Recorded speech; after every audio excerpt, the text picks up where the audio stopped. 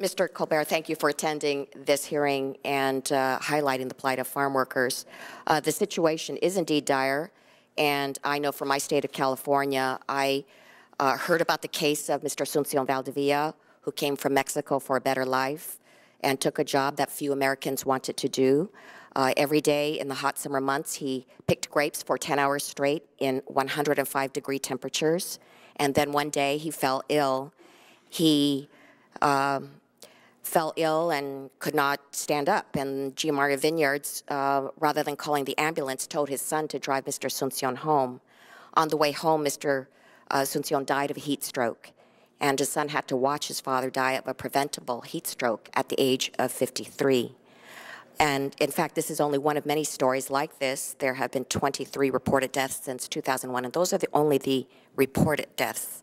But this was the last straw, and that's why I worked with Mr. Rodriguez and UFW in carrying legislation to require water, shade, and rest periods on every farm so that outdoor workers could be protected.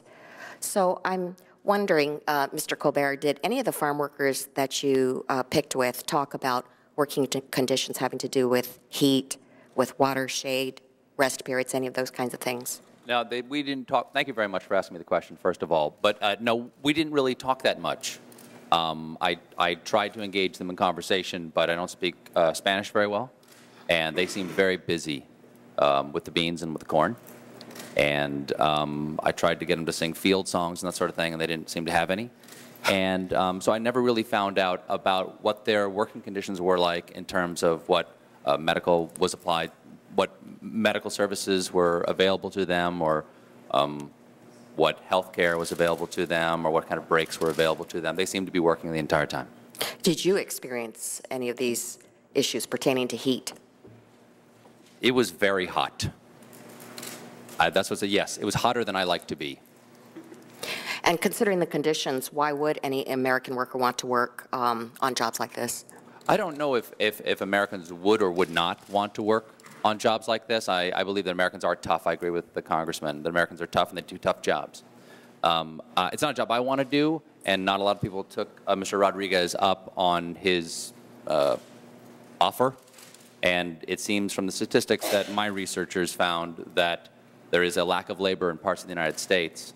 And that seems to say that Americans don't want to take these jobs, but I don't want to say definitively that they won't. Mr. Colbert, you could work on so many issues. Why are you interested in this issue? I like talking about people who don't have any power.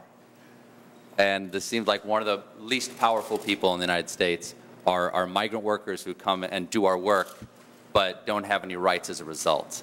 And yet we still invite them to come here, and at the same time ask them to leave. And that's an interesting contradiction to me. And you know, whatsoever you do for the least of my brothers, and these seem like the least of our brothers right now.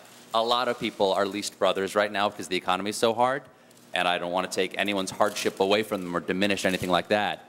But migrant workers suffer and have no rights. Well, thank you for that. And in response to Ms. Swain, I would say that according to the most recent data, in 2007, 8.8 million Californians worked for minimum wage, many of them in undesirable jobs. According to your analysis, if we only paid Americans more, they would be willing to work in the fields. But 8.8 million are already taking that lower paycheck.